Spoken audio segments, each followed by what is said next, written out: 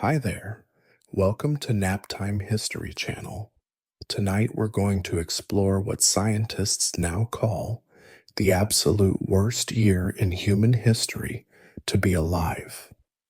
Picture yourself waking up one morning in the year 536 AD, stumbling outside your dwelling, whether that's a Byzantine villa, a Chinese farmhouse, or a Saxon hut, and realizing the sun has vanished, not behind clouds, not during an eclipse, but gone, replaced by a sickly twilight that won't lift for the next 18 months. You're about to experience a catastrophe so severe that tree rings around the world will scream about it for the next 1,500 years. And here's the reality check. You probably won't survive this. Statistically speaking, most people didn't. So, before you get comfortable, take a moment to like the video and subscribe, but only if you genuinely enjoy what I do here. I'd love to know where you're listening from tonight and what time it is there. Drop it in the comments below. All right, let's begin the story. You wake to a morning that isn't morning at all. The roosters are confused, crowing at odd hours, and when you peer outside, expecting dawn, you find instead a murky yellow-gray shroud hanging over everything. Your breath comes out in visible puffs, strange for what should be late spring. The sun, when you can spot it at all, looks like a pale moon struggling through fog, casting no shadows, offering no warmth. Your neighbors emerge from their homes, pointing at the sky, whispering about angry gods or the end times. But you're practical. You need to check your crops. The barley field that should be green and growing lies stunted and brown. Frost, actual frost, glitters on the withered stalks. It's June. You've never seen frost in June. Your stomach tightens as you realize what this means. No harvest, no bread, no survival unless something changes fast. The old woman next door claims she's seen this before in dreams, that the world is being punished. You want to dismiss her ramblings, but looking at that diseased sky, feeling the unnatural cold seeping through your tunic, you're not so sure she's wrong. By noon, or what should be noon, though the light hasn't changed, word spreads through your settlement. It's not just here. Travelers arriving from distant towns report the same darkness, the same cold, the same dying crops. A merchant from Constantinople speaks in hushed tones about Emperor Justinian ordering prayers in all churches, demanding answers from his advisors. Nobody has answers. The learned men who usually explain eclipses and weather patterns stand silent, fear creeping into their eyes. This is beyond their charts and calculations. You try to maintain routines. You feed your animals with what little fodder remains, though you notice they're acting strange too. Horses spooked by nothing, dogs a howling at the dim disk where the sun should be. Your children ask why it's still dark, why they're cold in summer. You have no good answers, so you tell them stories, trying to keep the tremor from your voice. But inside, a primal fear is building. Humans aren't meant to live without the sun. The temperature drops further as days pass. You burn through your winter wood supply just to keep from freezing. Food prices in the local market triple, then quadruple. A loaf of bread now costs what a sheep did last year. Fights break out over the last sacks of grain.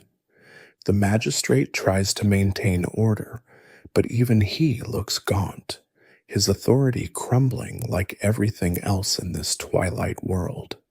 Some families pack up and leave, heading south, convinced the sun still shines somewhere. You'll later learn they found no escape. The darkness was everywhere.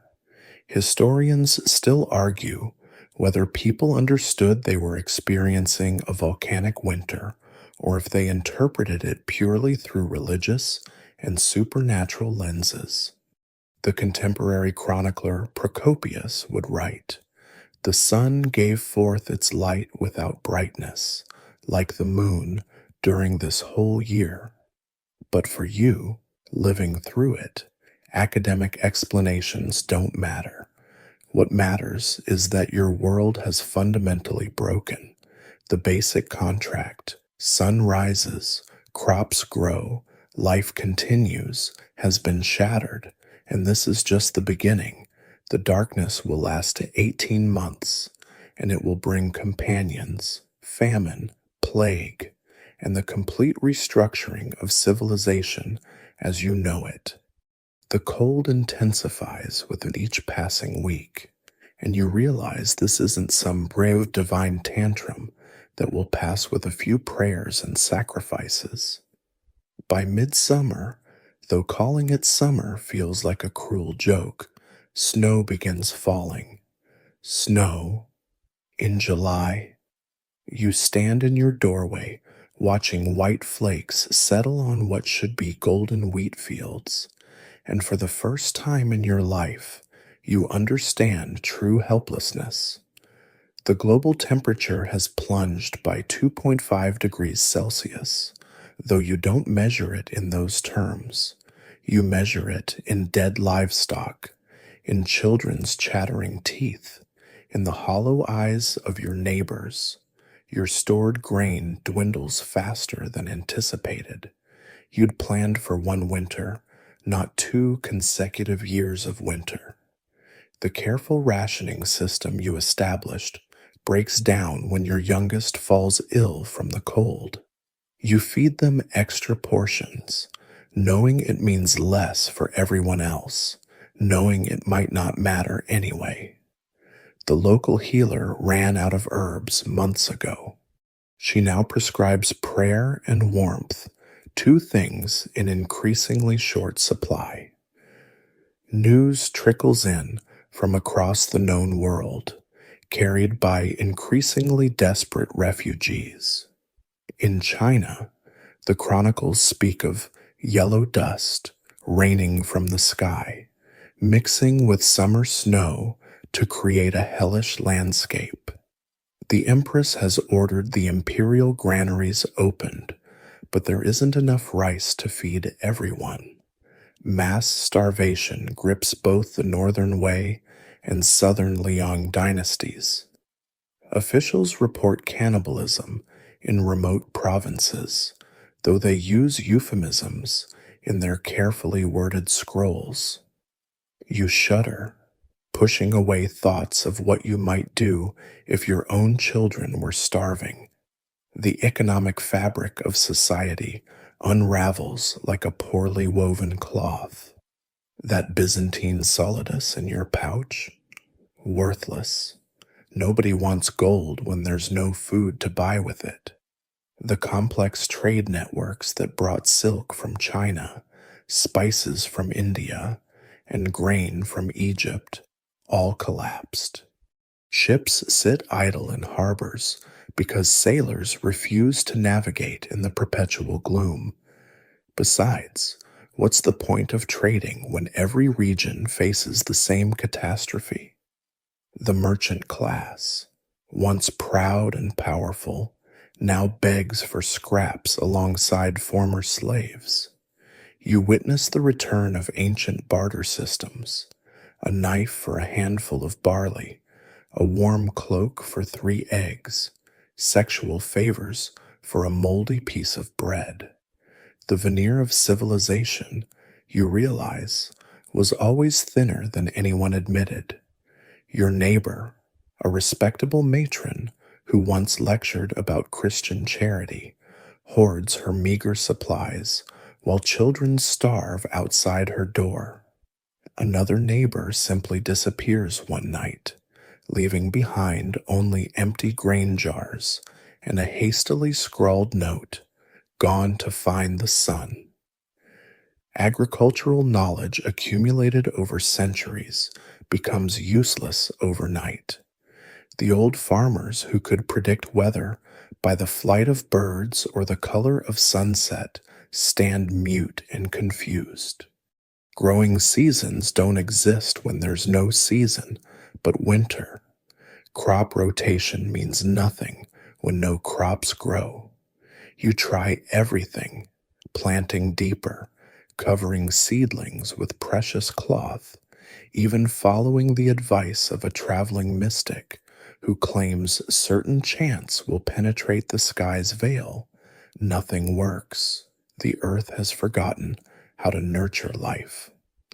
Scientists studying ice cores from Greenland and Antarctica would later discover massive sulfate spikes from this period, evidence of volcanic eruptions so powerful they injected ash and gases into the stratosphere. The Swiss Federal Institute would identify this as the worst decade to be alive in the last 2,000 years. But you don't need ice cores to know something catastrophic has happened. You see it in the mass graves being dug at the edge of town, in the way people have stopped planning beyond the next meal, in how quickly neighbor has become synonymous with competitor for resources. And the psychological toll proves as devastating as the physical. Suicide rates soar, though the church condemns it.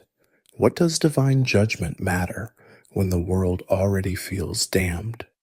Some people simply walk into the perpetual twilight and don't return. Others succumb to madness, claiming they can hear the sun screaming behind its veil of ash. You catch yourself staring at the sick yellow sky for hours, trying to remember what real sunlight felt like on your skin. The memory fades a little more each day. Historians still argue whether the population decline was primarily from starvation, cold, or the diseases that flourish when human bodies weaken. The Annals of Ulster record a failure of bread across Ireland.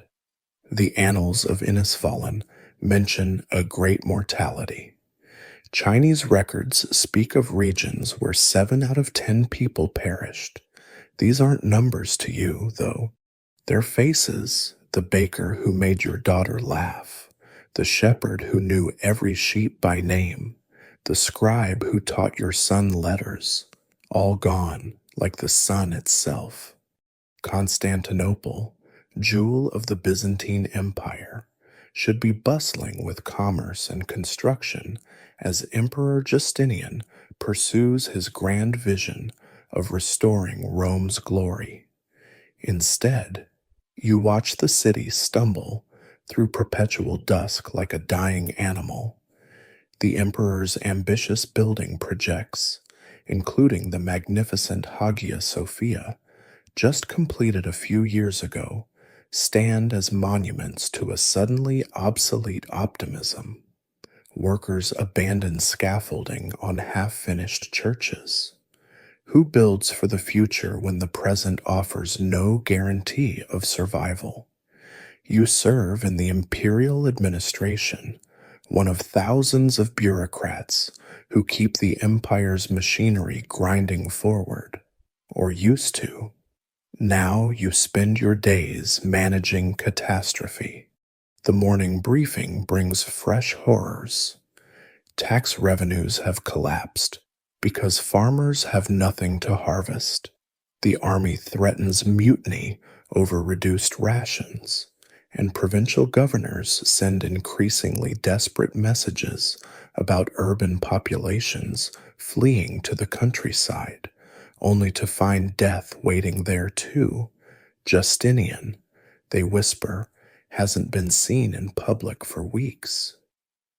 Some say he spends his time in the palace's highest tower, staring at the diseased sky, demanding his astronomers explain what God has done.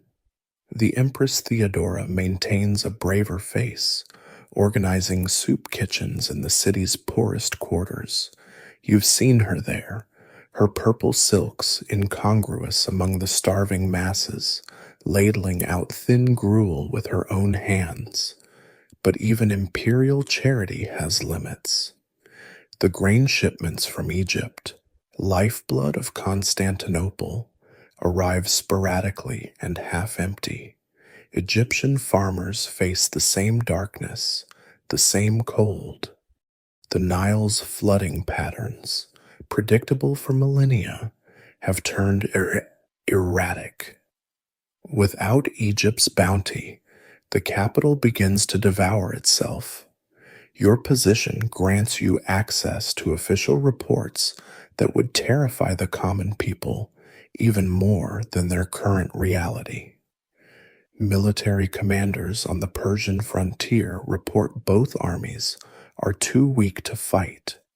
The eternal war between Rome and Persia has been replaced by a mutual struggle against starvation. Gothic tribes in the West, recently subdued by Justinian's generals, stir restlessly. Why fear Roman soldiers when the sky itself has declared war on humanity?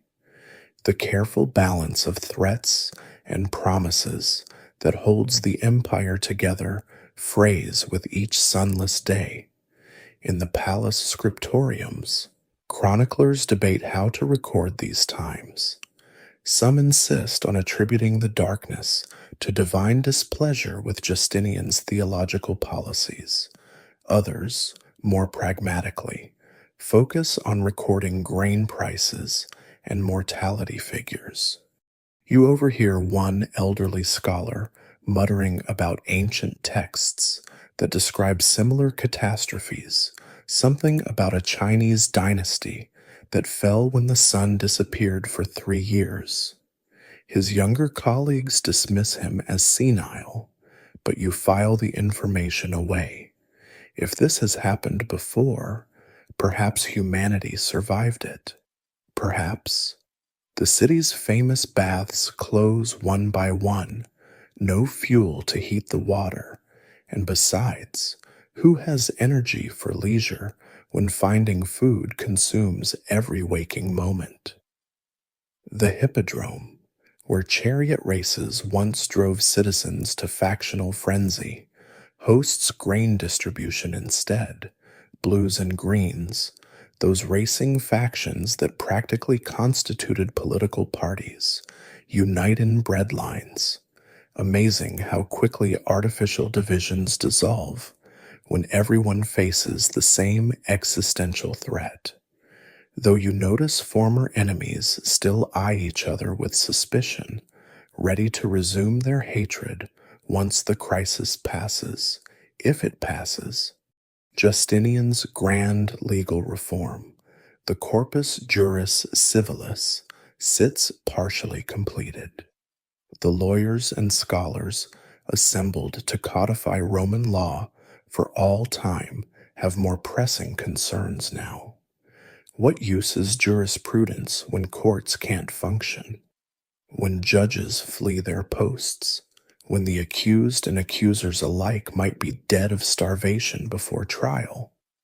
You personally know 3 legal experts who've traded their law books for farming tools, desperately trying to coax anything edible from the frozen ground. The emperor's correspondence, which you help manage, reveals the scope of the disaster. A letter from the governor of Anatolia describes snow in August and villages where not a single soul survives. The Italian provinces, recently reconquered from the Goths at enormous cost, send reports of such devastation that you wonder if the conquest was worth it. Belisarius, the empire's greatest general, writes privately that he commands an army of shadows and hungry ghosts.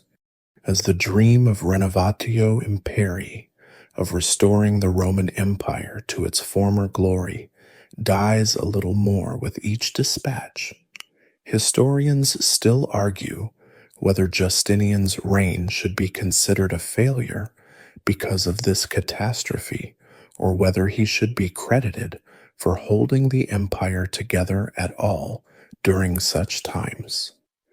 The plague that will bear his name hasn't arrived yet.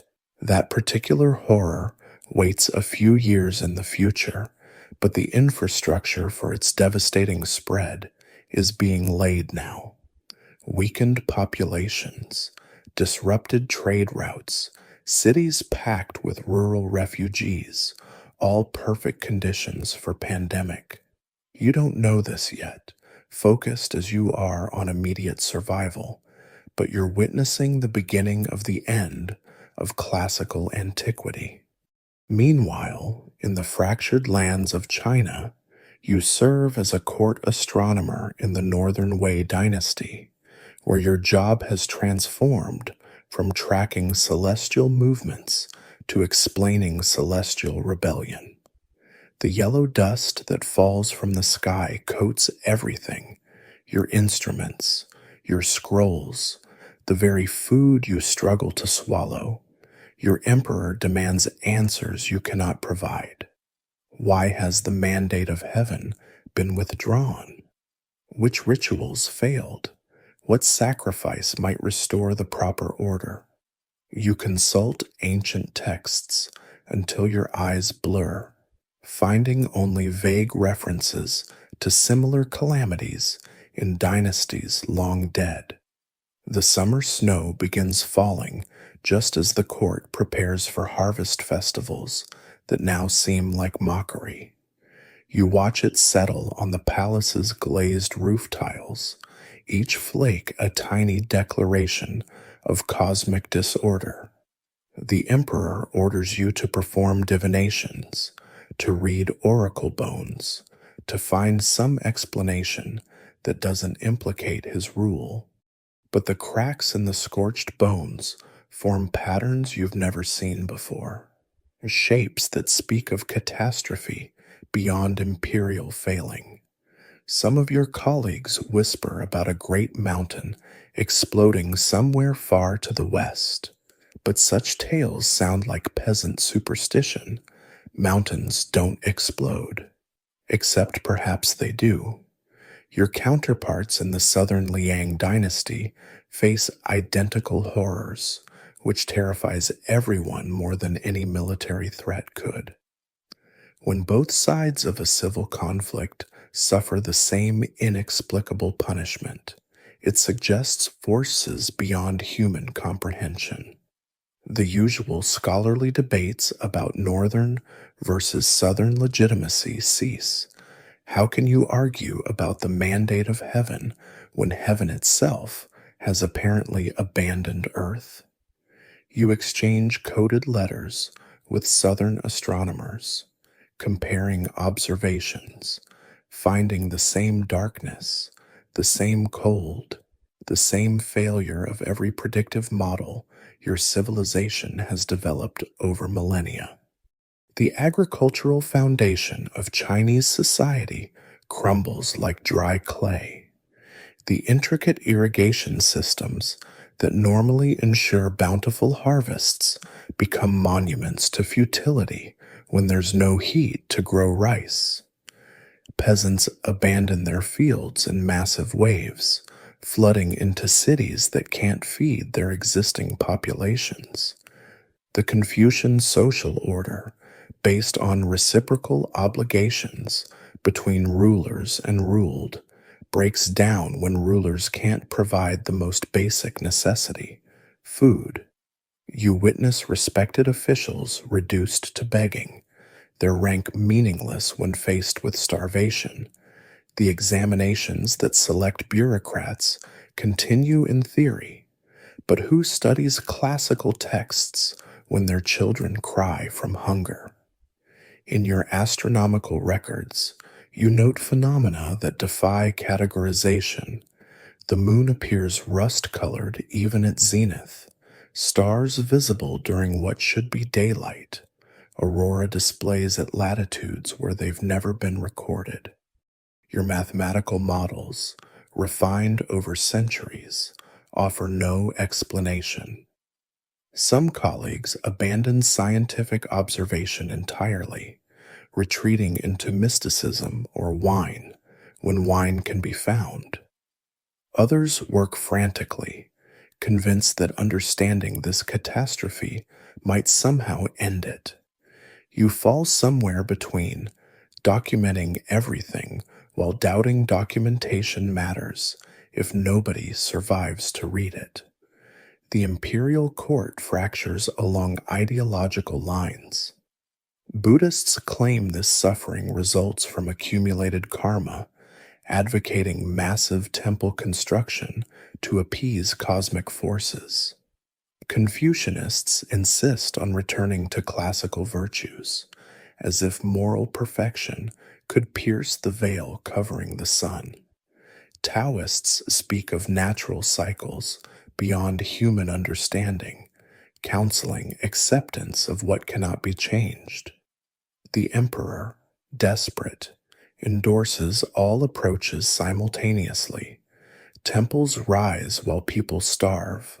Virtue campaigns launch while corpses accumulate. Acceptance preaches while rebellion ferments.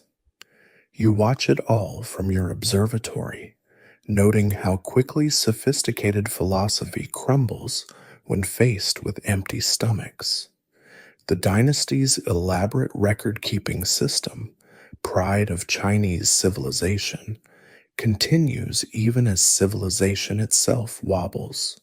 Scribes document grain prices in districts where no grain exists. Census takers count populations that shrink daily. Tax collectors assess wealth that has evaporated like morning dew, if morning dew still existed in this perpetual twilight. The bureaucracy grinds on through sheer momentum, a ghost of governance haunting a dying state. You contribute your own observations to this archive of apocalypse, knowing future scholars, if any exist, will puzzle over your careful notations about impossible weather.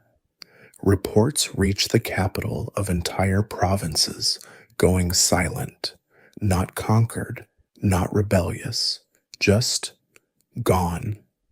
Messenger routes that have operated for centuries simply end. The last reports speak of yellow snow, of lakes freezing in summer, of children born who have never seen true sunlight. The empire's edges dissolve into darkness, and the center cannot hold much longer.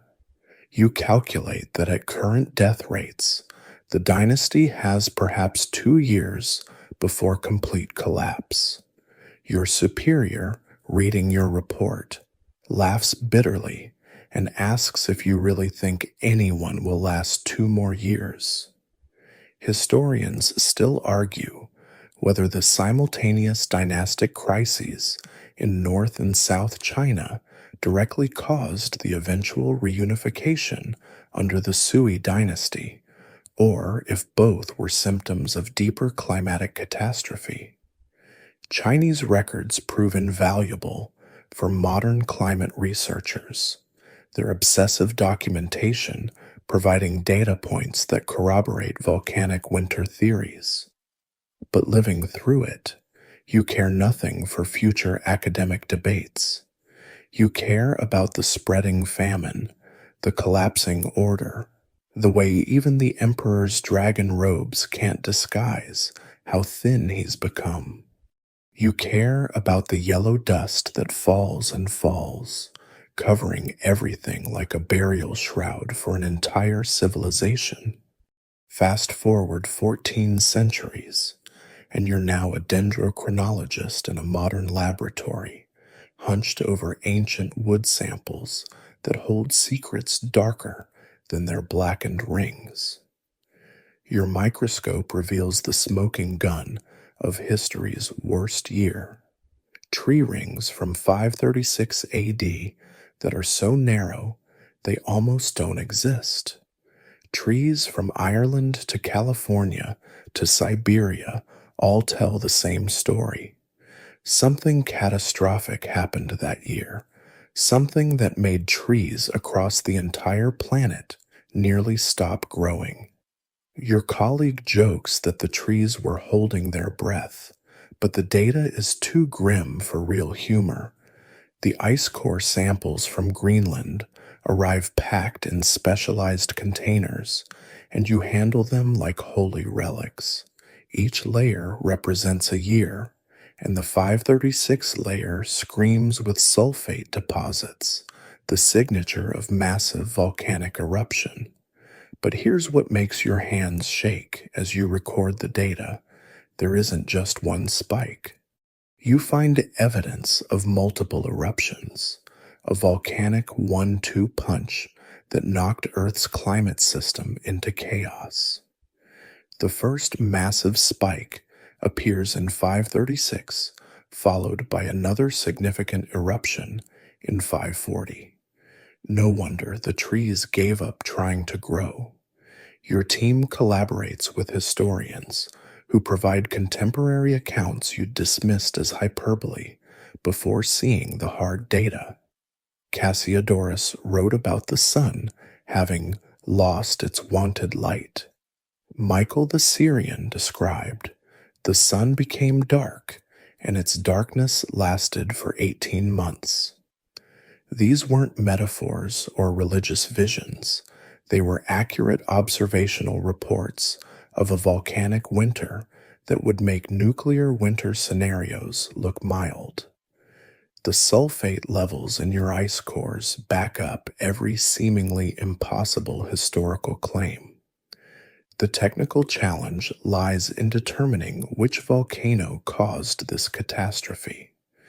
Your sulfur isotope analysis points toward a high-latitude eruption somewhere in the northern hemisphere. The volcanic glass particles embedded in the ice, when analyzed, show a chemical signature that doesn't match any of the usual suspects.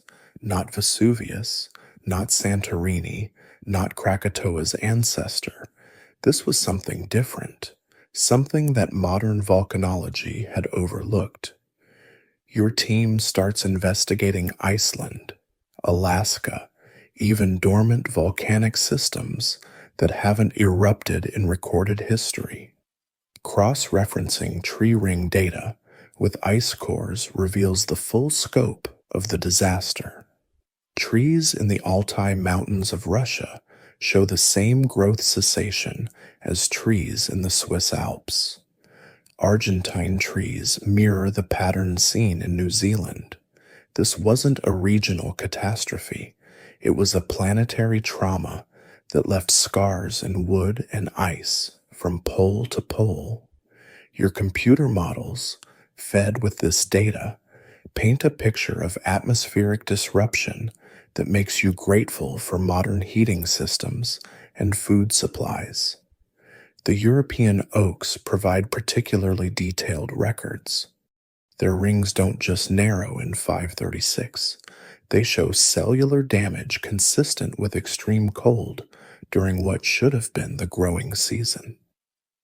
Frost rings appear in midsummer. The wood density fluctuates wildly as trees struggled to adapt to conditions they'd never evolved to handle. One sample from a tree that died in 537 shows such traumatic growth patterns that a colleague initially thought the sample was contaminated. It wasn't. The tree had simply experienced conditions that trees aren't meant to survive. You publish papers with titles like Volcanic Forcing of Climate in 536 CE that reduce human suffering to data points and graphs. But late at night in the lab, handling these ancient samples, You can't help but think about the people who lived through this. Each narrow ring represents a year when children starved, when parents made impossible choices, when entire civilizations teetered on the edge of extinction. Your scientific detachment wavers when you realize you're documenting one of humanity's closest brushes with extinction. The interdisciplinary nature of the investigation fascinates and frustrates in equal measure. Chemists argue about sulfate deposition rates. Physicists model atmospheric particle distribution. Historians debate source reliability. Archaeologists contribute evidence of abandoned settlements from precisely this period. Everyone has a piece of the puzzle, but fitting them together requires setting aside academic egos and departmental rivalries, almost as difficult as surviving a volcanic winter. Historians still argue whether the volcanic winter of 536 was primarily caused by one massive eruption or a series of smaller ones. Your data suggests both might be true. A major eruption in 536 followed by continued volcanic activity that prevented recovery. The climate system, once knocked off balance, took nearly a decade to stabilize. The Mediterranean didn't see normal temperatures again until 550 CE. China's dynastic records show agricultural recovery beginning only in 545. The trees remember what human records sometimes forgot. This wasn't just one bad year, but the beginning of a catastrophic decade. The breakthrough comes when your research team focuses on Iceland, that volcanic laboratory perched on the mid-Atlantic ridge. You're analyzing tephra layers, volcanic ash deposits, in Icelandic soil cores when you find it, a massive eruption layer dating to approximately 536 CE. The chemical signature matches the particles in your Greenland ice cores perfectly. But this isn't from Hekla or Katla, Iceland's famous volcanic troublemakers. This comes from a volcanic system that modern maps barely acknowledge, one that's been sleeping so long everyone forgot it could wake up. Your Icelandic colleagues share local folklore about the year the sun died, passed down through oral tradition for centuries before anyone wrote it down. The sagas speak of a winter that lasted 3 years, of livestock dying in their pens, of desperate people eating leather and bark. You'd normally dismiss such tales as typical medieval exaggeration, but your data supports every word. The sulfur dioxide ejected from this eruption would have been sufficient to create exactly the conditions described, a volcanic winter that turned summer to winter and day to twilight. The eruption reconstruction reveals something terrifying in its efficiency. Unlike explosive eruptions that blow themselves out quickly, this one appears to have been a sustained fissure eruption, possibly lasting months. Picture Mordor, but real and pumping millions of tons of sulfur dioxide into the stratosphere. The location, at roughly 64 degrees north, proved perfect for maximum climate impact. The jet stream caught the aerosols and distributed them globally, while the high latitude meant the particles stayed aloft longer in the stable stratospheric conditions. But then your data throws a curveball.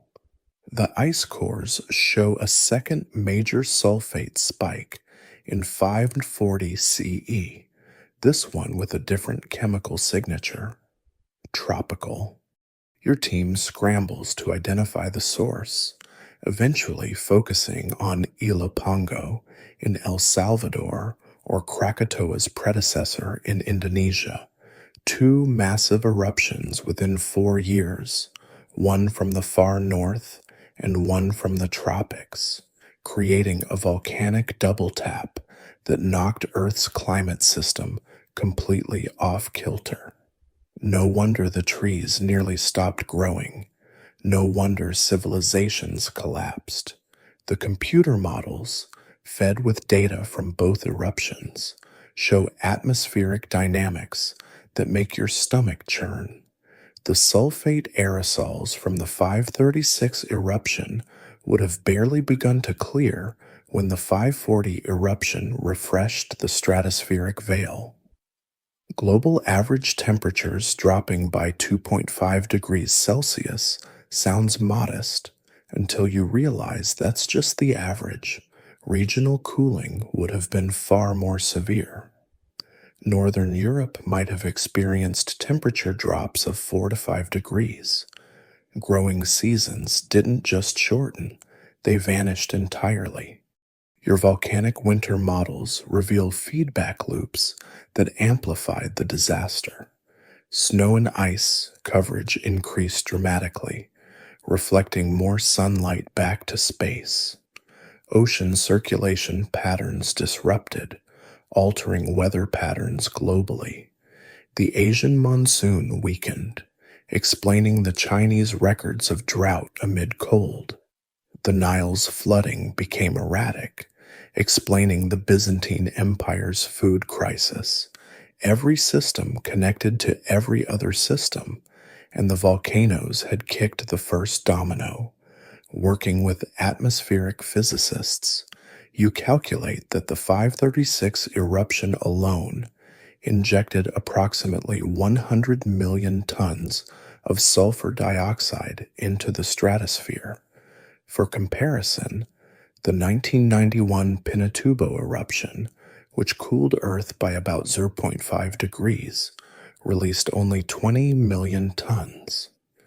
The Icelandic eruption was 5 times larger, and its high-latitude location made it even more effective at cooling. Add the 540 tropical eruption, and you're looking at the most severe short-term cooling event in the last 2,000 years. The evidence for the Icelandic source multiplies as international teams join the investigation. Volcanic glass found in European bogs matches Icelandic composition. Sulfur isotope ratios in ice cores point to a northern source. Even historical records, when re-examined, contain clues. Byzantine chroniclers mentioned that the dimmed sun appeared to be from the north, which everyone had interpreted metaphorically until now. The volcanic system responsible has been quiet so long it doesn't even have a proper name in the modern era, just a coordinate designation that belies its civilization-ending potential. Historians still argue whether identifying the specific volcanoes matters as much as understanding the combined impact. Some focus on the impossibility of predicting such conjunctions. What are the odds of 2 massive eruptions happening within 4 years? Others point out that on geological timescales, such clustering isn't unusual. Volcanic systems can trigger each other through crustal stress changes, though proving that connection for events 1,500 years ago remains impossible. What matters is that whether by cosmic coincidence or geological connection, the Earth's volcanic systems delivered a combination punch that nearly knocked out human civilization. The plague ship arrives in Constantinople in 541 CE, and you're a port official who notices something wrong before anyone else. The sailors stumble off the Egyptian grain vessel with swollen lumps in their groins and armpits, fevered and delirious. You've seen sick sailors before: scurvy, dysentery. the usual maritime ailments, but this is different. Within days, those lumps turn black. Within a week, half the crew is dead. You order the ship quarantined, but it's already too late. The rats have fled into the city's granaries, carrying passengers you can't see. The timing couldn't be worse.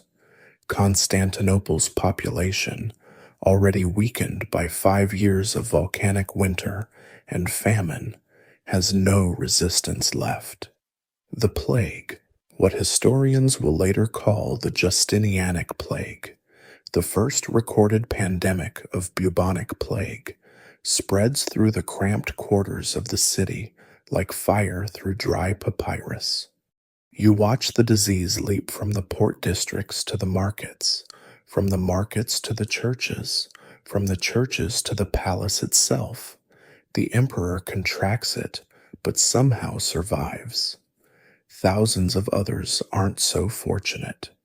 Your administrative records, which you maintain with bureaucratic stubbornness even as society collapses around you, show the terrifying mathematics of pandemic.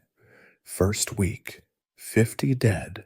Second week, 500. By the fourth week, you stop counting individual bodies and start estimating by the cartload.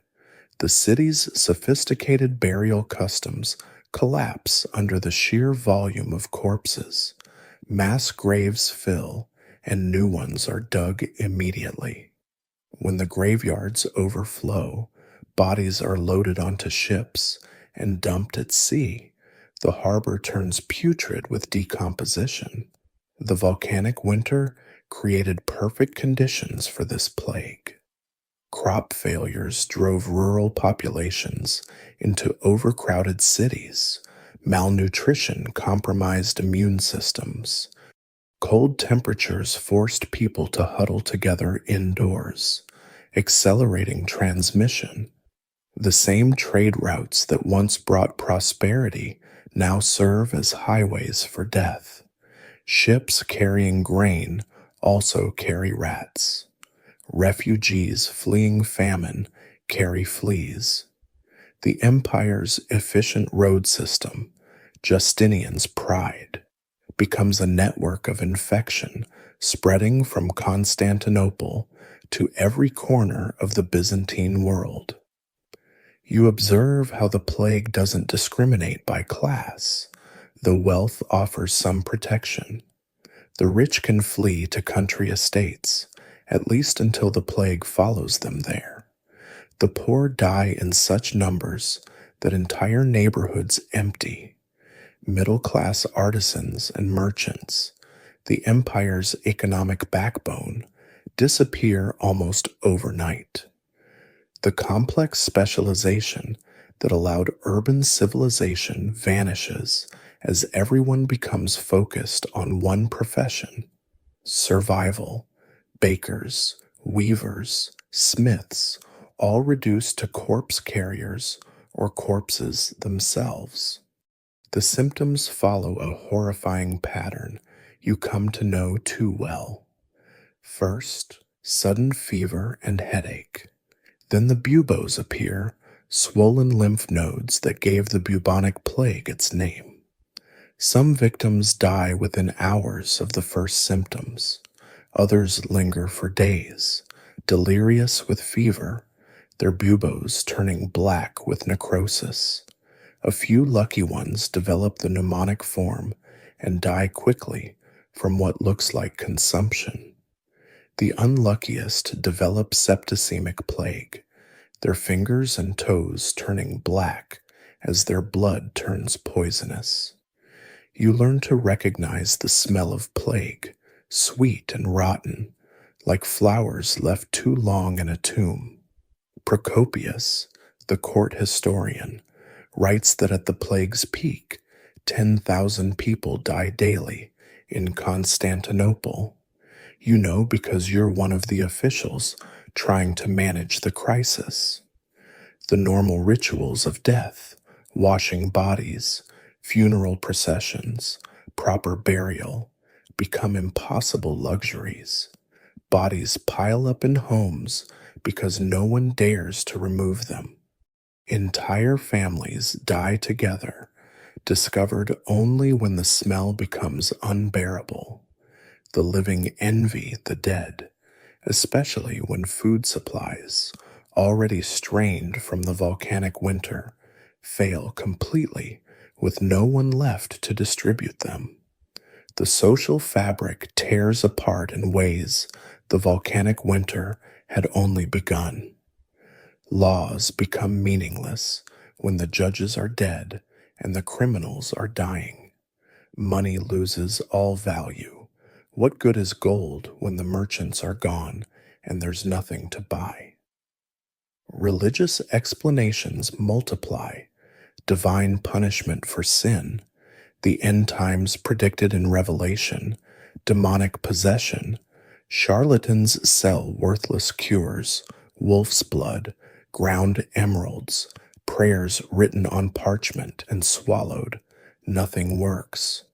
The plague takes believers and skeptics with equal enthusiasm. Historians still argue whether the Justinianic plague would have been as devastating without the preceding volcanic winter. Some point to later plague outbreaks that killed millions without any volcanic assistance. Others note that the 541-549 pandemic's exceptional mortality rates, killing perhaps 25 to 50 million people, suggest the population's weakened state made them uniquely vulnerable. The debate misses what you see clearly from your administrative post. The volcanoes loaded the gun, but the plague pulled the trigger. Together, they accomplished what neither could alone: the effective end of the classical world and the beginning of what later historians would call the Dark Ages. Daily life during the worst year to be alive defies modern comprehension. You wake each morning, if you've managed to sleep, to check if your family members are still breathing. The combination of perpetual twilight, bitter cold, and now plague has transformed existence into a grotesque endurance test. Your daily bread, once taken for granted, has become a fantasy. You're down to eating grass soup, flavored with leather boiled from old shoes. Your neighbor recently disappeared after eyeing your last remaining chicken too intently. You don't ask questions when you find fresh meat in the market of unknown origin. The price of food has moved beyond mere inflation into the realm of absurdity. A single egg costs what a horse did 2 years ago. Bread, when it appears, requires a month's former wages for a small loaf, and that's if you can find someone willing to accept payment rather than demanding barter. You've traded away everything non-essential: jewelry, furniture, books, even your daughter's dowry chest. Now you're down to essentials, making impossible choices. Trade your last warm cloak for food and risk freezing. Keep the cloak and watch your children's eyes grow more hollow with hunger. Water sources, at least, remain mostly functional, though you boil everything after seeing too many neighbors die from what starts as stomach flux. The public fountains still flow, but crowds gathering there often erupt in violence. You've learned to collect water before dawn, moving through streets so dark you navigate by memory and touch. The perpetual gloom makes every journey hazardous. People disappear into construction pits, walk off docks, stumble into each other with knives drawn before recognizing faces. The City Watch gave up patrolling months ago. Those who haven't died have bigger concerns. Personal hygiene becomes a bitter joke. The public baths closed when there was no fuel to heat them, then were converted to makeshift hospitals, then abandoned when the plague made them death traps. You haven't properly washed in months. Lice are universal companions now, and you've stopped trying to remove them. They'll just return from your bedding, your neighbors, the very air, it seems. The wealthy used to perfume themselves to mask body odor. Now everyone smells of death and desperation, and perfume would only mark you as someone with resources worth killing for. Your children adapt with terrifying speed. Your 8-year-old son no longer asks when the sun will return. He's forgotten what real sunlight looks like. Your daughter has developed a persistent cough from the constant cold and smoke from indoor fires. Both have learned to recognize edible weeds, to trap rats, to remain silent when strangers pass. Childhood ended when the sky went dark. You watch them play games about finding food and avoiding plague victims, their innocence replaced by survival instincts that break your heart. Sleep offers no refuge. When you do manage to drift off on your pile of rags, you burned the bed for warmth months ago. Nightmares plague you. Dreams of sunlight so vivid you wake crying. Visions of tables groaning with food that turns to ash in your mouth. The faces of dead neighbors accusing you of surviving when they couldn't. Sometimes you dream the sky clears, only to wake to the same sickly yellow twilight that makes you question if you're actually awake or trapped in some eternal nightmare. Social hierarchies that once seemed immutable have dissolved. The magistrate begs alongside former slaves. Prostitutes command higher prices than scholars, body warmth being more valuable than philosophy when you're freezing. A successful rat catcher enjoys more status than a senator.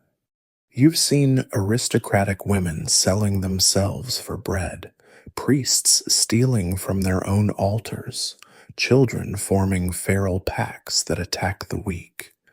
The thin line between civilization and savagery hasn't just been crossed, it's been obliterated. The plague adds a new dimension of horror to already unbearable conditions.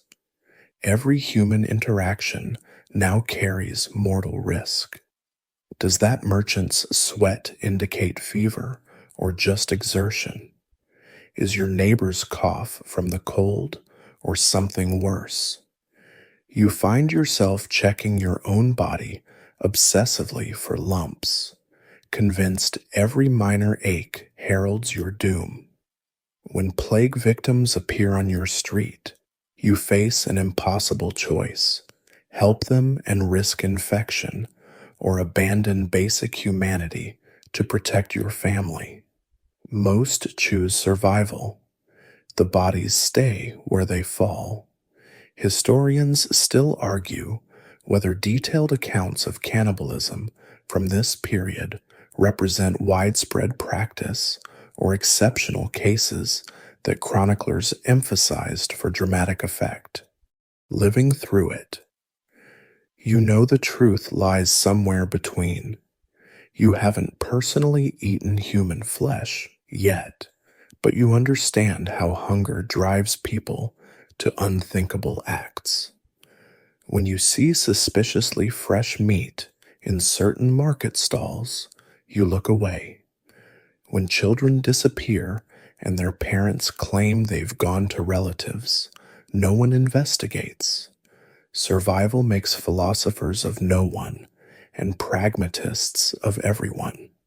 Religious explanations for the catastrophe multiply like the diseases themselves. In your Byzantine church, the priest declares this is God's punishment for the emperor's theological policies, specifically his attempts to reconcile Chalcedonian and Monophysite Christians. The congregation, what's left of it, nods weakly. Yesterday, at the Monophysite church across the square, their priest blamed the Chalcedonians. Both churches are now mostly empty, their congregants either dead or too weak to argue about the nature of Christ when the nature of survival consumes every waking moment. The pagans, still numerous despite imperial edicts, whisper that the old gods are angry at being abandoned. You catch your Christian neighbor leaving offerings at a neglected shrine to Apollo, the same neighbor who last year reported pagans to the authorities. Desperate times make hypocrites of true believers. In the countryside, ancient rituals resurface: blood sacrifices, fertility ceremonies, attempts to appease whatever forces have stolen the sun. The bishops rage against these practices, but their words carry less weight when their prayers produce no miracles.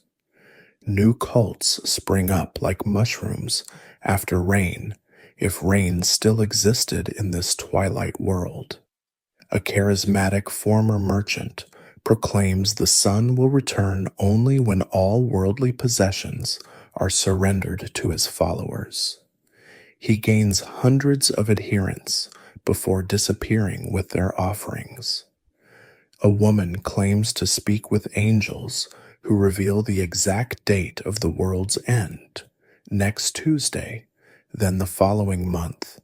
Then she stops predicting when her previous failures become too obvious.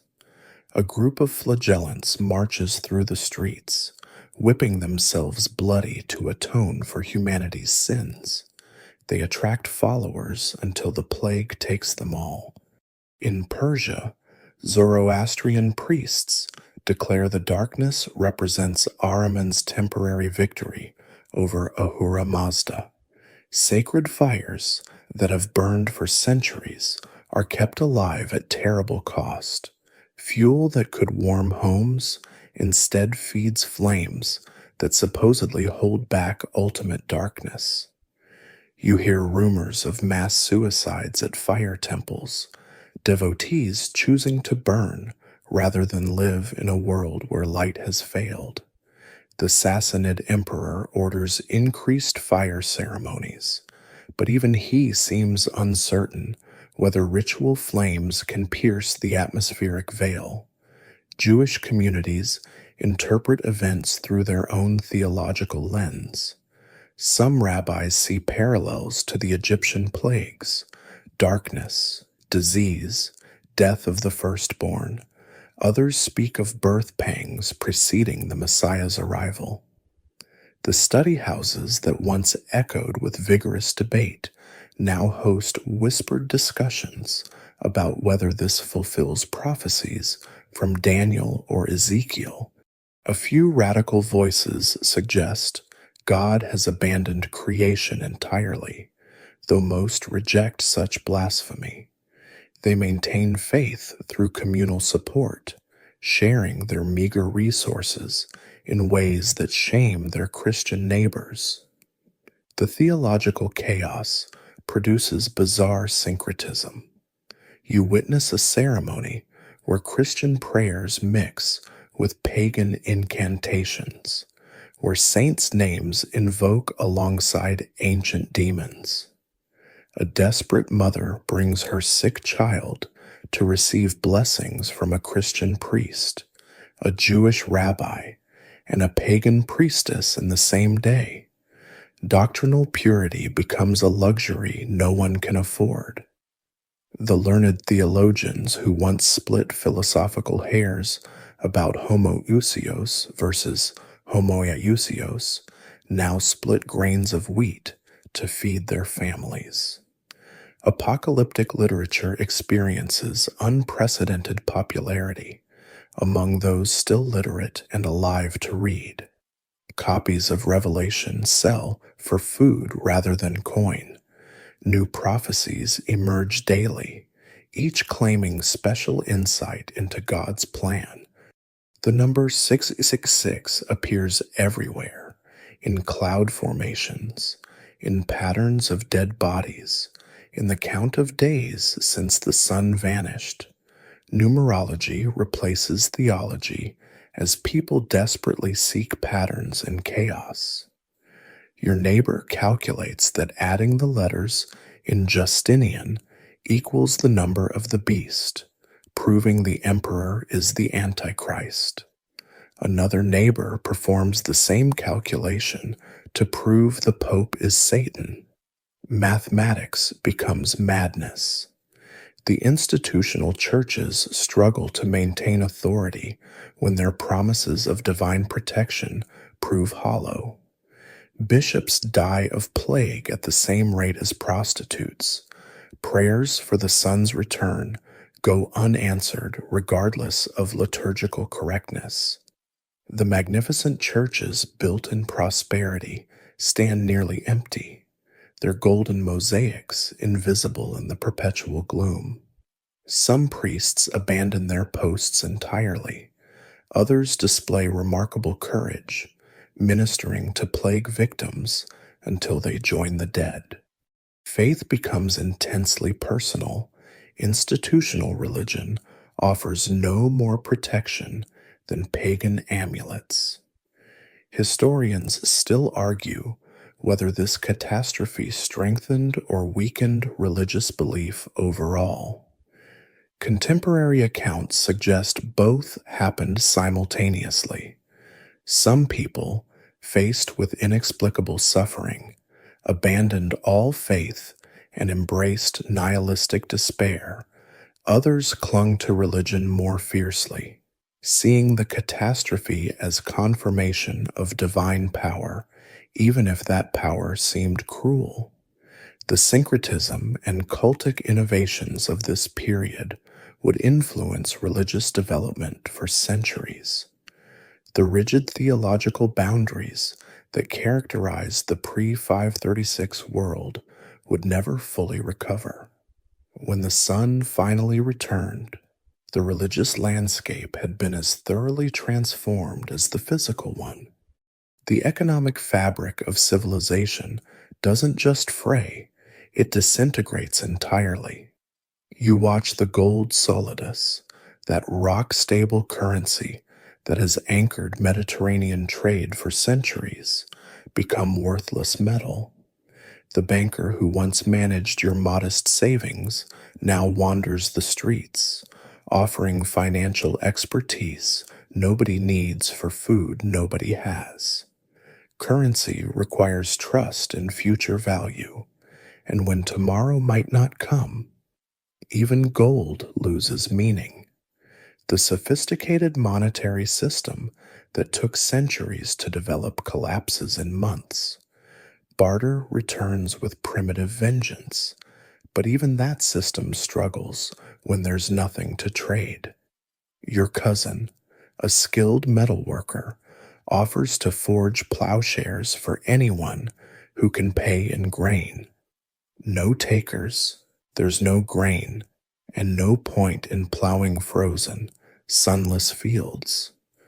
The potter continues making vessels from habit until she realizes nobody needs storage jars when there's nothing to store.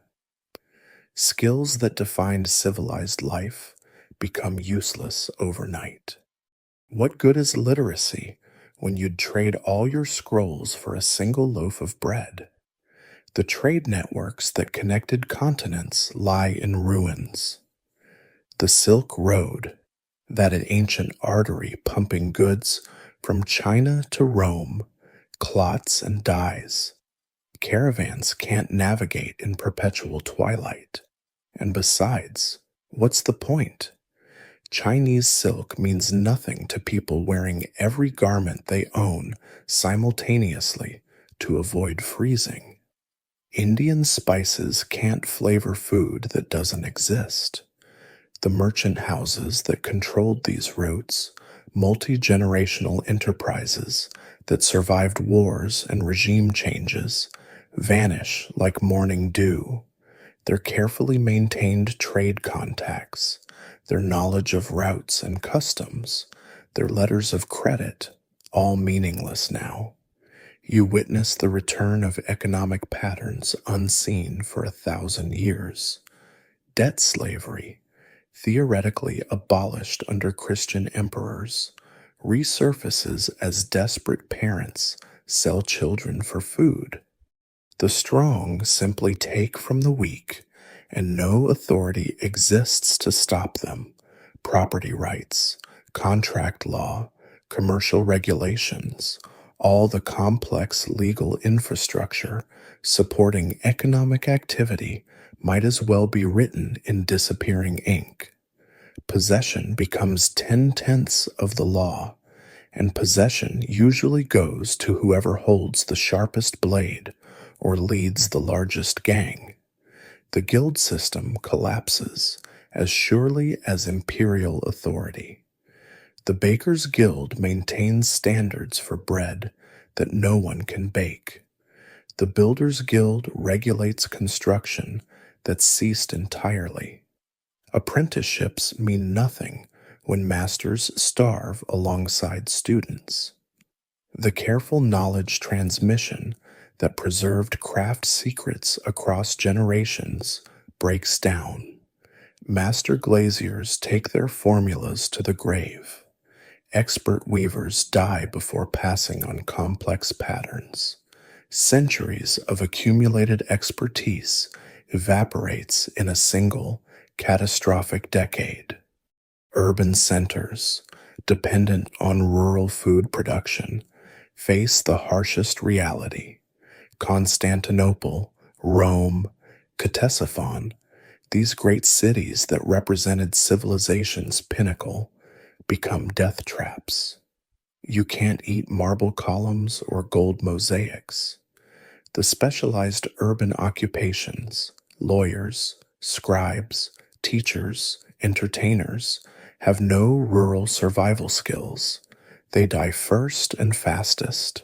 Rural peasants, at least, know how to forage, how to identify edible plants, how to trap small game. City dwellers know how to navigate bureaucracy and social hierarchies that no longer exist. The concept of wealth undergoes radical redefinition. Yesterday's rich man with warehouses of silk is today's pauper if he can't convert that silk to food. Your neighbor, mocked for hoarding grain during good times, now commands more real power than senators. A successful rat catcher enjoys higher status than philosophers. Women who know herb lore become more valuable than trained physicians. Children who can squeeze through rubble to scavenge achieve more respect than elderly scholars. The social order doesn't just invert, it shatters and reassembles along entirely different lines. Even successful barter becomes increasingly difficult as trust erodes. How do you value a knife against a bag of moldy grain? Is a warm cloak worth 2 chickens or 3? Without standardized currency or stable pricing, every transaction becomes a complex negotiation where both parties assume they're being cheated. Violence often resolves disputes, creating a vicious cycle where people avoid trading altogether. Self-sufficiency becomes the only reliable strategy, but complete self-sufficiency is impossible. Specialization, the foundation of complex society, becomes a liability when you need diverse skills just to survive another day. Historians still argue whether the economic collapse was more devastating than the demographic losses. Some economists calculate that rebuilding the monetary system and trade networks took longer than population recovery. Others point out that economic systems are human constructs that can be rebuilt quickly given sufficient stability and population. What's undeniable is that the economic sophistication of the classical world, credit systems, international trade, specialized production, wouldn't fully recover for centuries. The Dark Ages earned their name not just from the literal darkness of 536, but from the economic darkness that followed, a world where survival replaced prosperity as humanity's highest achievable goal. Modern science's detective story of uncovering 536's catastrophe reads like an archaeological thriller. You're part of an international team in 2018 using technology unimaginable to those who lived through the disaster. The breakthrough comes when ultra-precise laser ablation techniques allow you to analyze ice cores layer by layer, nearly week by week. Each pass of the laser reveals new chemical signatures, new clues. Your Swiss colleagues have developed methods to detect volcanic particles smaller than bacteria. The precision would seem like magic to a 6th century observer. You're reading atmospheric conditions from 15 centuries ago with better resolution than they could observe their own weather. The tree ring evidence from Scandinavia provides another puzzle piece. Swedish pines that lived through 536 show cellular damage visible only under electron microscopes. The wood anatomy reveals not just slow growth, but traumatic growth, cells malformed by extreme cold during what should have been summer. Your dendrochronology database now spans continents, with matching patterns from Siberian larches to California sequoias. The trees remember what human records forgot, their wooden memory more reliable than any chronicle. Greenland ice tells one story, but Antarctic cores add crucial details. The bipolar comparison reveals that both hemispheres experienced the catastrophe, ruling out localized causes. The sulfate depositions show slightly different timing between north and south, consistent with stratospheric circulation patterns. Your climate modelers feed this data into supercomputers, running millions of simulations to understand how volcanic aerosols propagated globally. The models converge on a horrifying conclusion.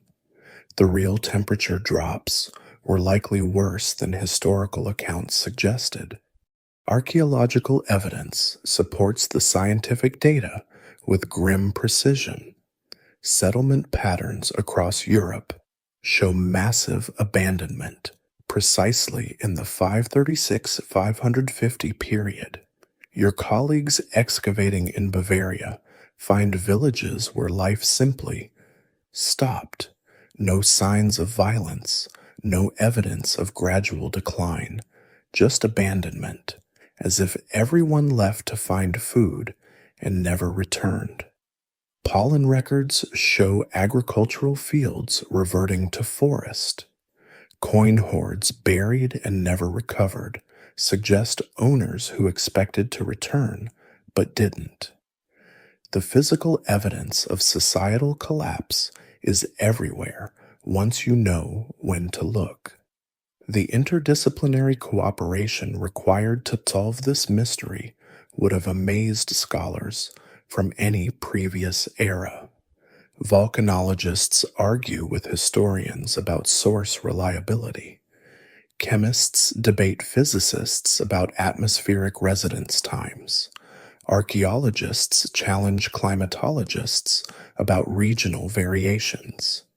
The academic turf wars sometimes resemble the resource conflicts of 536, though with less lethal consequences.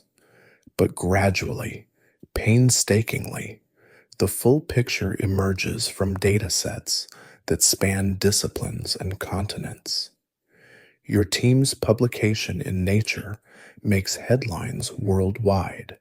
Massive volcanic eruption in Iceland triggered the worst year to be alive. But the media coverage misses the nuances that keep you awake at night. The volcanic winter of 536 wasn't a singular event, but the beginning of a cascade. Climate systems, once disrupted, took decades to fully recover. Ecosystems reshuffled in ways that created new disease reservoirs. Human societies, traumatized by the experience, developed cultural memories of catastrophe that influenced behavior for generations. The volcano was just the first domino. The isotope analysis that clinched the Icelandic origin required techniques developed for nuclear weapon detection. Cold War technology repurposed to solve ancient mysteries. There's poetry in that. The specific sulfur isotope ratios could only have originated from Icelandic magma chambers. The volcanic glass morphology matches samples from specific Icelandic volcanic systems. Even the trace element signatures, infinitesimal amounts of rare earth elements, point to the same source. The evidence is overwhelming, though some holdouts still argue for Alaskan or other origins. What disturbs you most is discovering how close humanity came to a population bottleneck. Genetic studies of European populations show reduced diversity traceable to this period. The combination of volcanic winter, famine, and plague eliminated entire family lines. Some regions lost 70% or more of their population. The recovery took centuries and left permanent marks in our DNA. You're not just studying history, you're studying a near extinction event that your own ancestors somehow survived. The climate models, refined with each new data point, show feedback loops that amplified the initial cooling. Increased snow cover reflected more sunlight. Ocean circulation changes disrupted weather patterns globally. The biosphere's reduced carbon absorption created additional atmospheric changes. What started as volcanic cooling became a systemic climate disruption that touched every Earth system. Your models suggest that a slightly larger eruption, or a third major volcano joining the sequence, might have triggered a genuine ice age. Historians still argue whether identifying the specific volcanic culprit changes our understanding of the period's human impact. Some maintain that knowing the cause doesn't alleviate the suffering recorded in contemporary accounts. Others argue that understanding the mechanism helps us appreciate how societies adapted or failed to adapt to rapid climate change. The scientific detective story provides closure, but it also opens new questions about human resilience, societal fragility, and what similar events might mean for our own interconnected world. The decade following 536 CE becomes a cascade of catastrophes, each building on the last like waves in a hellish tide. You watch as the initial volcanic winter triggers migration patterns that reshape continents. Germanic tribes, driven by starvation from their northern forests, push south into Roman territories with desperate ferocity. The Slavs begin movements that will eventually see them spread across Eastern Europe. The Avars, fleeing some unrecorded catastrophe in Central Asia, likely the same volcanic winter effects, arrive in Europe like hungry wolves. These aren't the organized invasions of previous centuries, but chaotic, starving masses seeking any land where survival might be possible. In Britain, the Saxon advance accelerates dramatically. The Romano-British populations, weakened by the same famine and plague affecting the continent, can't resist. Archaeological evidence from this period shows a near complete replacement of material culture in many regions. The volcanic winter accomplished what centuries of warfare couldn't: the effective end of Roman Britain. Your analysis of burial sites reveals a stark truth. The dead from 536 to 550 show signs of severe malnutrition, repeated infections, and violence. This isn't normal warfare, but societal collapse playing out in bone and blood. The Eastern Roman Empire's reconquest of Italy, achieved at enormous cost just before the catastrophe, becomes a hollow victory. The Gothic Wars resume with increased brutality as both sides fight over a peninsula that can barely feed anyone. Cities that survived the initial conflicts now face starvation and plague. Rome itself, the eternal city, sees its population drop from hundreds of thousands to perhaps 30,000. The aqueducts break and aren't repaired. The forums fill with refugee camps. The Senate, that ancient institution dating back 1,000 years, simply stops meeting. There's nothing left to govern. Climate refugees create secondary disasters wherever they flee. Coastal regions flood with inland populations seeking fish when crops fail, but overfishing quickly depletes stocks, and maritime communities that had achieved sustainable balance now face starvation too. Mountain populations descend to valleys seeking warmth, only to find the valleys full of other refugees. Every habitable niche overflows with desperate humans, creating conflicts that make the original catastrophe worse. The carrying capacity of entire regions drops below critical thresholds. In China, the Northern Wei dynasty finally collapses in 534 to 535, just before the volcanic winter, but the catastrophe ensures no stable succession. The Eastern and Western Wei successors face immediate existential crises as the sky darkens. By 550, both have fallen to be replaced by the Northern Qi and Northern Zhou. The rapid dynastic turnover reflects more than political instability. It represents complete civilizational breakdown and desperate restructuring. Each new dynasty inherits a smaller population, depleted resources, and traumatized survivors who've learned that imperial mandates mean nothing when the sun disappears. The Mesoamerican civilizations face their own cascade effects. The Maya lowlands, dependent on precise seasonal patterns for agriculture, see massive urban abandonment. Teotihuacan, that great metropolis, begins its terminal decline.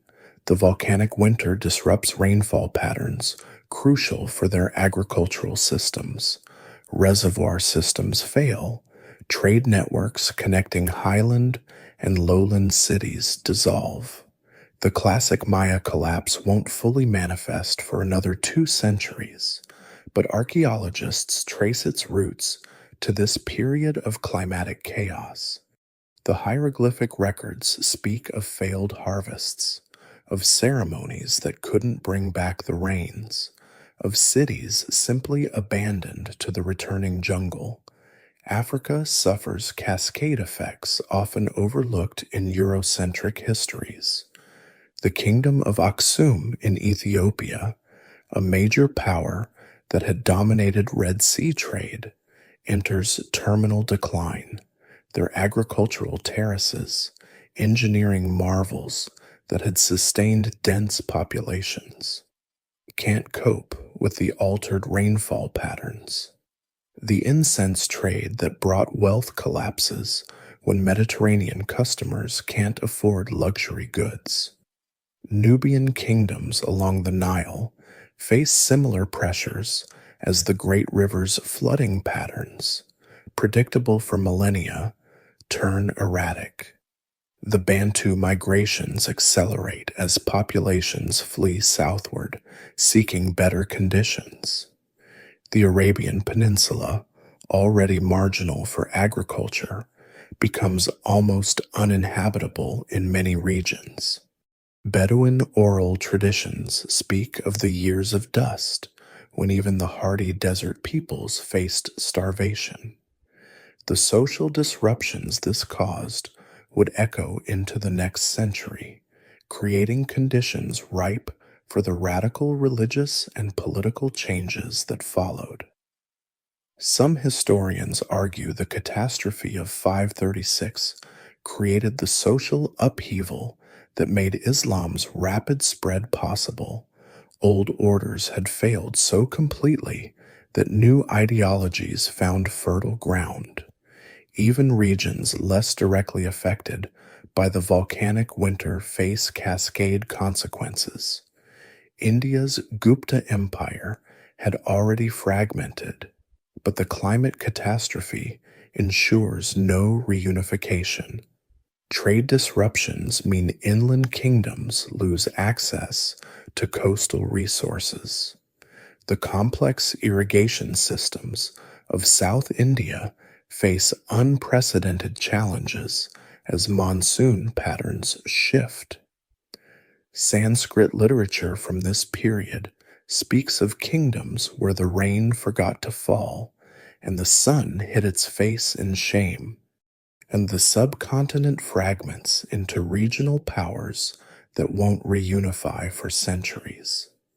Historians still argue whether these cascade effects were inevitable once the volcanic winter began, or if better leadership might have mitigated some consequences.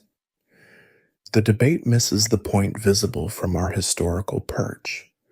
Complex civilizations are fragile systems vulnerable to cascade failures. The volcanoes provided the initial shock, but human responses, panic, hoarding, warfare over remaining resources, amplified the disaster. Each failed harvest led to more refugees. Each wave of refugees led to more conflict. Each conflict prevented recovery. The decade after 536 shows how environmental catastrophe becomes civilizational collapse through entirely predictable feedback loops. Survival during the volcanic winter demands innovations born of pure desperation. You develop techniques that would have seemed insane in normal times, but now represent the difference between life and death. Eating tree bark becomes an art form. You learn which species provide the most nutrition, how to boil them to remove toxins, how to grind the inner bark into a flour substitute that tastes like sawdust but fills empty stomachs. Your children know 20 different types of edible weeds and can spot rat tracks in near darkness. These aren't skills anyone wanted to develop, but adaptation means survival. The search for warmth drives architectural revolution. Traditional Roman homes with their open courtyards become death traps in the perpetual cold. You seal every opening, stuff rags in window gaps, hang multiple layers of cloth to create insulating air pockets. Families move underground where possible, excavating crude cellars that maintain more stable temperatures. The hypocaust systems of the wealthy, once a luxury, become survival necessities for those who can access them. Communities cluster around any remaining heat source, forge fires, bathhouse furnaces, even cattle barns where animal warmth might save human lives. Food preservation techniques evolve rapidly under extreme pressure. Salt becomes more valuable than gold because it preserves what little meat appears. You learn to smoke rats over smoldering dung fires, to ferment weeds into something resembling sauerkraut, to extract nutrition from sources previous generations would have considered garbage. Leather soup becomes a staple, old shoes and belts boiled for hours to extract any remaining protein.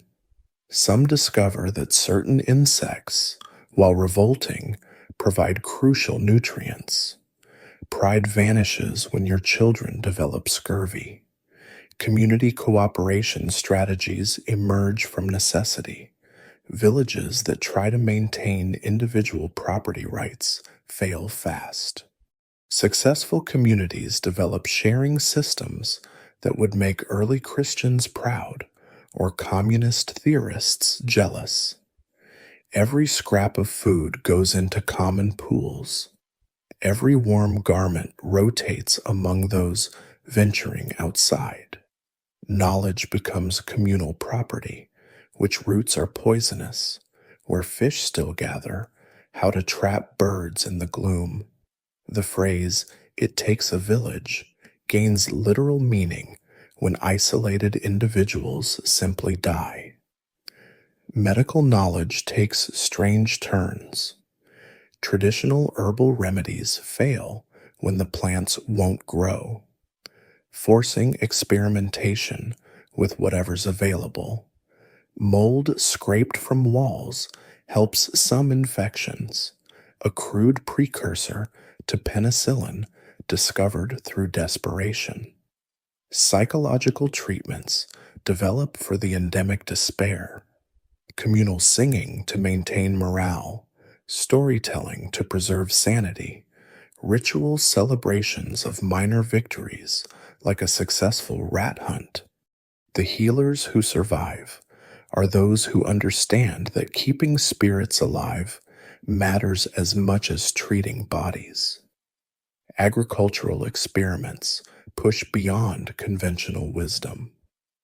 Some farmers discover that certain hardy vegetables, turnips, parsnips, Jerusalem artichokes, can grow in the reduced light if planted densely and protected with precious cloth covers. Others develop primitive greenhouse techniques using whatever transparent materials they can scavenge: oiled parchment, thin scraped horn, even ice sheets in extreme cases. Crop rotation becomes crop gambling as farmers try anything that might grow. Failed experiments mean starvation, but successful ones get shared rapidly through survivor networks. Hunting and gathering reverts to Paleolithic patterns with Iron Age tools. You learn to move silently in the perpetual twilight, to set snares using hair and sinew, to read tiny signs that indicate prey. But the prey adapts too. Animals become warier, scarcer, harder to catch as hunting pressure intensifies. Some communities develop sophisticated driving techniques, using noise and fire to herd whatever game remains into killing zones. Others turn to sources their ancestors abandoned millennia ago: grubs, worms, anything with protein. Disgust is a luxury no one can afford. Social innovations prove as crucial as technical ones. Communities that maintain rigid hierarchies collapse as leaders can't provide what followers need. Successful groups develop fluid leadership based on expertise. The best forager leads gathering expeditions. The best firekeeper manages warmth resources. The best storyteller maintains morale during the darkest nights. Gender roles blur when survival trumps tradition. Children mature faster, taking on adult responsibilities by necessity. Elderly people, if kept alive by scarce resources, must contribute knowledge and skills to justify their consumption. Historians still argue whether these survival adaptations represent human ingenuity or desperate devolution. Some point to the technological innovations, primitive greenhouses, new preservation techniques, community organization systems, as evidence of human creativity under pressure. Others note that many innovations simply rediscovered techniques abandoned when agriculture made them unnecessary. The debate misses what survivors knew. When facing extinction, any adaptation that works is brilliant. The volcanic winter didn't create new humans, but it revealed human capabilities that comfortable civilizations had forgotten. Those who couldn't adapt died. Those who survived passed on both their genes and their hard-won knowledge, creating populations permanently marked by their brush with extinction. When historians debate the worst periods in human history, 536 CE stands alone in its comprehensive awfulness. The Black Death killed a higher percentage of Europe's population, but it lasted years, not decades, and struck societies at their medieval peak rather than grinding them down through environmental collapse first. World War II caused more absolute deaths, but combatants could point to enemies, objectives, eventual victory. The year 536 offered no enemy to fight, no terms for surrender, no hope of negotiated peace with the darkened sky. You simply endured or died, with no narrative of heroism to soften the horror. Consider the mathematics of misery. The 1918 flu pandemic killed perhaps 50 million people over 2 years, devastating, but societies maintained basic functions. The volcanic winter of 536 triggered cascading failures that lasted a decade. Combined with the Justinianic plague, population losses in some regions reached 50–70%. But raw numbers don't capture the qualitative difference. Plague victims died in days or weeks. Volcanic winter victims faced months of slow starvation, watching their children waste away, eating leather and bark before the end. The plague at least killed quickly. The dinosaur extinction event 66 million years ago was more absolute, but it wasn't experienced by sentient beings capable of understanding their doom. No tyrannosaur wrote chronicles about the darkening sky. No triceratops faced the moral choice between feeding their offspring or their elderly parents. The KT extinction was a biological event. 536 was a human tragedy multiplied by millions of individual conscious experiences of suffering. The dinosaurs didn't know they were going extinct. Humans in 536 felt every moment of their potential extinction with full awareness. Compare it to other civilization-ending catastrophes.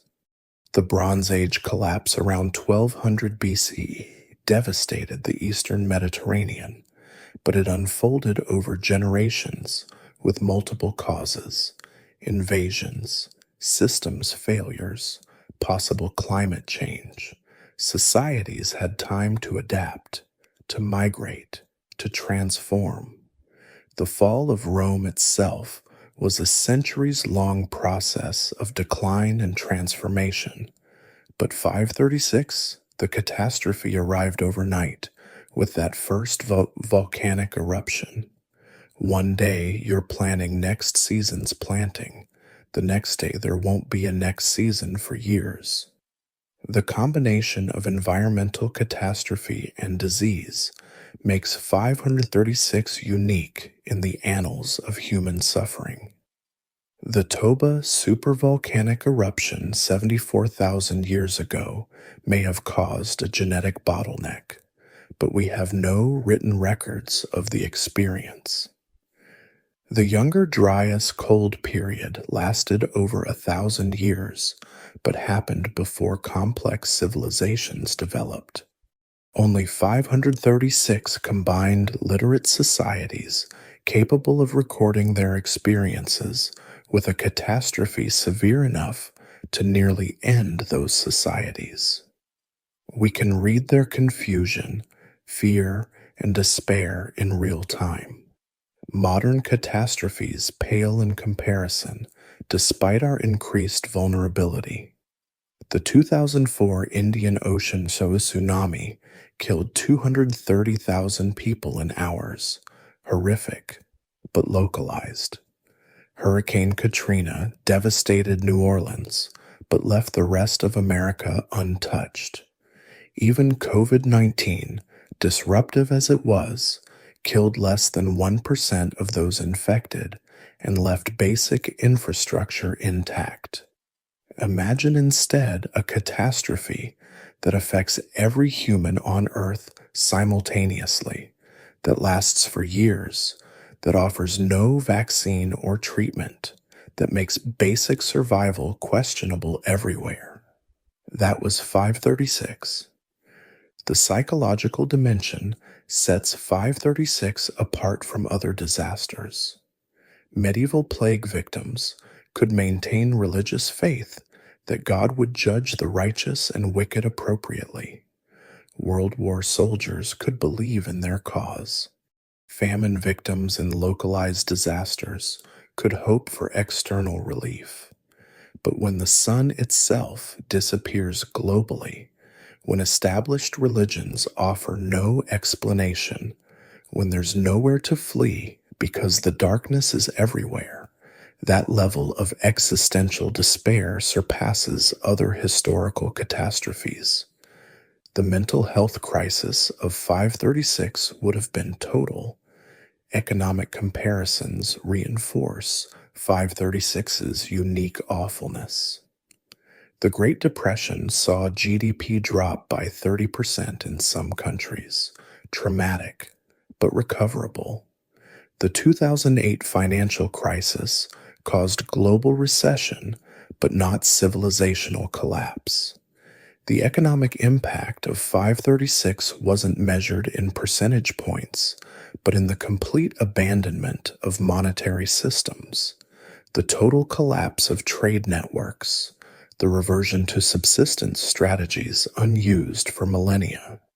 When archaeology shows abandoned cities and coins hoarded but never recovered, we're not looking at recession, but at economic activity ceasing entirely. Even the recovery period demonstrates 536's exceptional horror. The Black Death was followed by labor shortages that improved peasant conditions.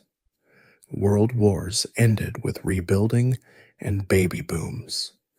But the 536 catastrophe left societies so damaged that recovery took generations.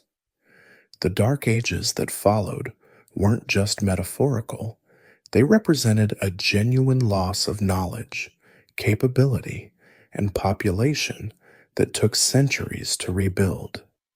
Archaeological evidence shows technological regression, simplified pottery, cruder construction techniques. Humanity didn't just suffer, it forgot how to do things it had known for centuries. Historians still argue whether any single year can be called worst, given the subjective nature of suffering. Some point to 1348, Black Death, 1918, flu pandemic, or 1945, atomic bombs, as competitors. But the consensus increasingly recognizes 536's unique combination of global scope, extended duration, multiple catastrophe types, and civilizational impact. When tree rings worldwide show trauma, when ice cores record atmospheric catastrophe, when written records from China to Ireland describe the same horrors, when archaeological evidence reveals simultaneous collapse across continents, the evidence becomes overwhelming. The year 536 wasn't just bad. It was the worst year to be alive in recorded human history. The legacy of 536 CE ripples through history like waves from a stone dropped in still water, each circle wider but still connected to that initial catastrophic impact. You see it in the genetic bottlenecks that show up in population studies, entire haplogroups that should exist but don't, family lines that ended in those dark years.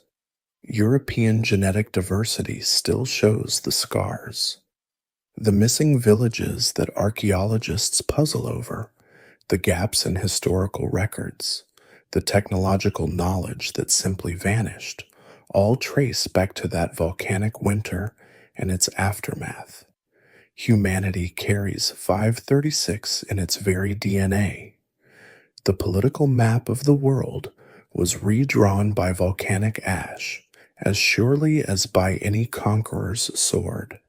The Western Roman Empire, already fragmented, lost any chance of reunification when the catastrophe struck. The Byzantine Empire survived, but never recovered its pre-536 trajectory. China's division into northern and southern dynasties, shaped by the catastrophe, wouldn't heal for generations. The power vacuums created by demographic collapse allowed new peoples to move into emptied lands, creating ethnic distributions that persist today.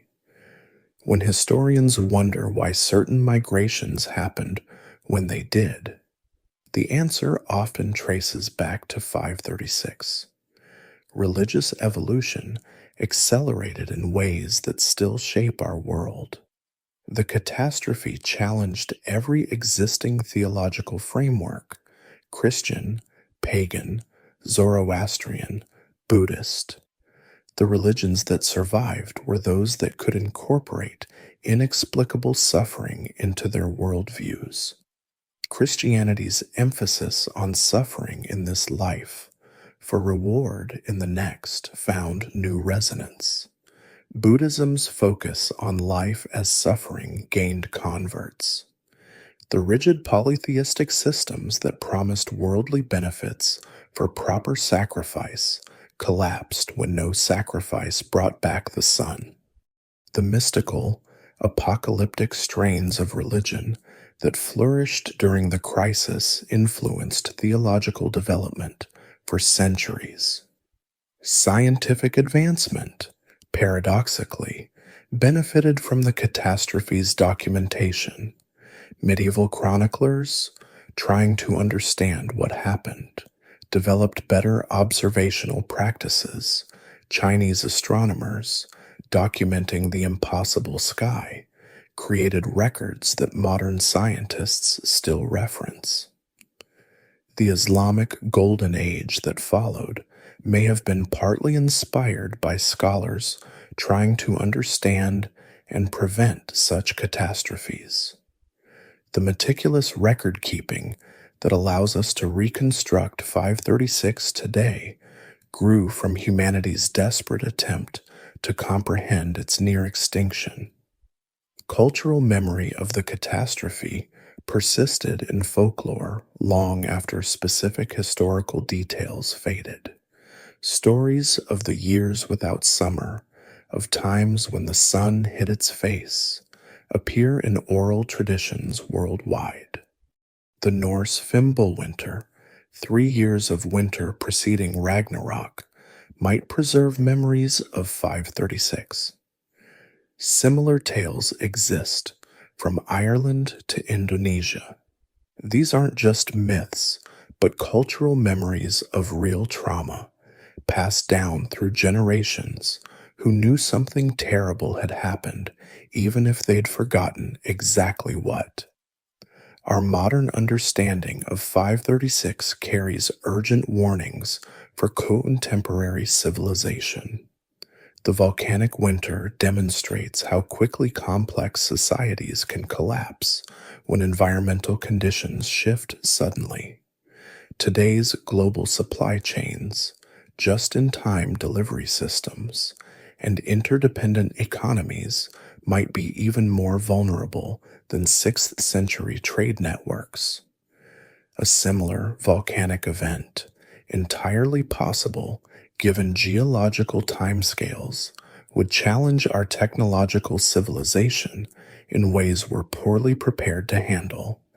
The supermarkets would empty just as quickly as Byzantine granaries.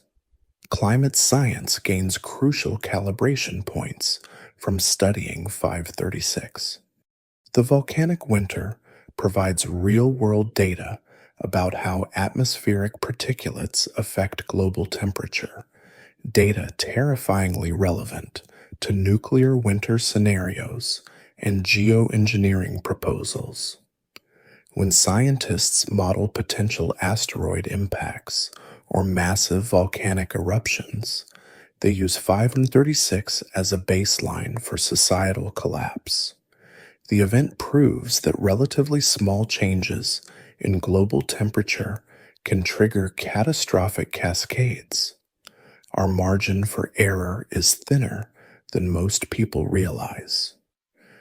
The resilience lessons from 536 offer both hope and warning. Humanity survived its worst year, demonstrating remarkable adaptability when faced with extinction. Communities that cooperated survived while those clinging to rigid hierarchies collapsed. Innovation flourished under desperate necessity, but the recovery took generations, and much knowledge was permanently lost. The lesson isn't that humanity will inevitably survive catastrophes, but that survival requires flexibility, cooperation, and advanced preparation that our ancestors lacked. Modern preparedness discussions often focus on dramatic but unlikely scenarios while ignoring historically precedented ones. We plan for zombie apocalypses while underfunding volcano monitoring.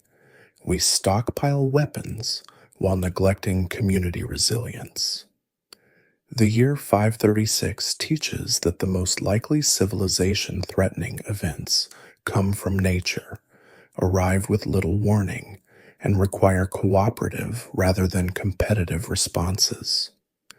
The survivors weren't the strongest or richest, but those who adapted fastest and worked together. As you contemplate these lessons, the fading twilight of our story mirrors the slow return of light after 536's volcanic winter. The sun did eventually pierce the stratospheric veil. Crops did grow again. Children were born who knew only stories of the dark years. Civilization rebuilt, different, but continuous with what came before. The human species' survival of its worst year offers a peculiar comfort. We've been to the edge of extinction and returned, but it also whispers a warning. The edge is closer than we think, and the next time we might not step back. The legacy of 536 is both humanity's resilience and its fragility, forever intertwined in the story of the worst year to be alive. The darkness is lifting now, as you drift toward sleep with these tales of ancient catastrophe. You're safe in your warm bed, with electric lights to banish any darkness, refrigerators full of food, heating systems that don't depend on scavenged wood. The horrors of 536 fade into historical curiosity, distant as dinosaurs. But perhaps, in that drowsy space between waking and dreams, you'll remember that only a few cubic kilometers of volcanic ash separate our comfortable world from theirs. The Earth's geology hasn't changed. The volcanoes still sleep, but they still breathe. And somewhere in Iceland, in Indonesia, in places we haven't yet identified, magma chambers fill and pressures build, indifferent to human civilization's fragile complexity. History's worst year teaches us that catastrophe comes not with grand announcements, but with a gradual dimming of the light, a slow cooling that starts as inconvenience and ends with bark soup and mass graves. Perhaps that knowledge itself is the gift of 536, the warning that prepares us, the memory that might save us, the story that reminds us how precious and precarious our sunlit world remains. Sweet dreams, and may you wake to a bright morning. May we all wake to countless bright mornings, having learned from those who didn't, having prepared for what they couldn't foresee. The year 536 was the worst year to be alive. With wisdom and fortune, humanity need never see its like again.